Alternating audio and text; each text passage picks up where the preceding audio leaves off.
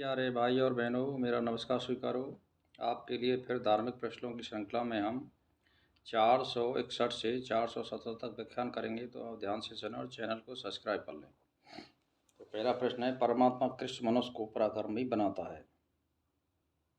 तो इसका उत्तर है, जो मनुष्य विद्या बुद्धि शुभ गुणों को धारण करते हैं और परमेश्वर उसको संसार में पराक्रमी बनाता है। जो मनुष्य यम नेम सद्व्यवहार धार्मिक आचरण शांत स्वभाव वाले मनुष्य को ही पराक्रमी परमात्मा बनाता है। और 62वां प्रश्न है, पदार्थों को कैसे उपयोगी बनाया जा सकता है? यानी हम जो काम में लेते हैं उन पदार्थों को हम उपयोगी कैसे बनावें? परमेश्वर का ध्यान करते हुए हम लोग विद्या और पुरुषार्थ द्वारा संसार के पदार्थों को उपयोगी बनावें। परमात्मा का ध्यान करें और वेद का अध्ययन करें और विद्वानों का सत्संग करें या संग करें, तो विद्या का उपयोग आप ले सकते हैं। तो 63वां प्रश्न है, 6 ऋतुओं को कैसे उपयोगी बनाया जाएगा?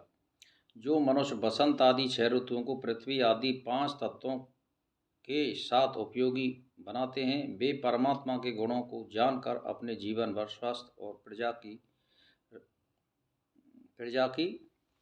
रक्षा करते हैं और उन्नति करते हैं। क्योंकि 6 ऋतुओं का मतलब है ऋतुओं के अनुसार पृथ्वी को उपयोगी बनाना या ऋतुओं के अनुसार फसल को लेना, इसका मतलब ये होता है। तो 64वां प्रश्न है, संसार में यशस्वी कौन सा मनुष्य होता है? जो मनुष्य परमेश्वर की वेदोक्त आज्ञा पर चलकर अपनी सभा और घर को सुनीतक बनाकर परस्पर हित करते हैं, वे ही संसार में यशस्वी होते हैं।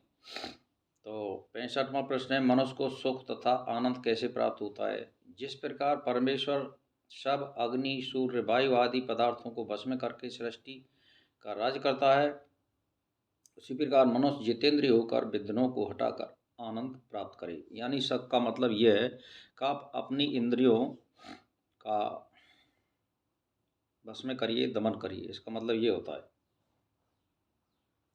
तो 66वां प्रश्न है,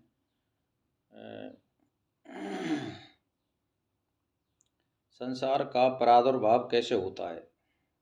जैसे खोजने से विवेकी लोग निश्चय करते हैं कि सर्वव्यापक सर्वनियंता परमेश्वर के सामर्थ्य से असीम प्रकृति में संयोग वियोग होने से संसार का प्रादुर्भाव होता है। ये पदार्थ विद्याते परमात्मा संयोग वियोग करके अपने आप उसको उत्पन्न कर देता है। 67वां प्रश्न है, सब कार्यों को कौन सिद्ध कर सकता है? परमेश्वर ने प्रकृति में उसके श्रेष्ठ रतन पदार्थों को उत्पन्न करने की शक्ति प्रदान की है, और जो मनुष्य पदार्थ द्वारा पुरुषार्थ द्वारा परिश्रम करके ज्ञान पूर्वक उपयोग लेते हैं, वे विघ्नों को हटाकर सब कार्य सिद्ध करते हैं। यानी परिश्रम करना चाहिए और वेद के अनुकूल करना चाहिए, वो सभी कार्यों को सफल कर सकते हैं। 68वां प्रश्न है, प्रकृति को कैसे लाभ प्राप्त कर सकते हैं? प्रकृति से, प्रकृति की चाल से ज्ञान से मनुष्य परमात्मा की महिमा जानकर अनेक लाभ उठाते हैं। जैसे मेघ जल बरसाकर और किरणों का जल खींचकर प्रकाश करके प्रकृति के उत्तम गुणों को दिखाते हैं। बुद्धिमान लोग उसी प्रकृति को निरंतर खोजते हुए नवीन आविष्कार करते हैं, ये मतलब है। तो 470वां प्रश्न है, प्रकृति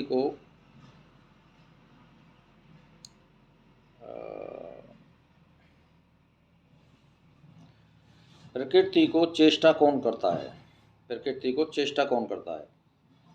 तो इसका उत्तर है, जिस परमात्मा ने नियमों में यह संसार चल रहा है, यही परमात्मा प्रकृति में प्रवेश करके उसे चेष्टा देता है।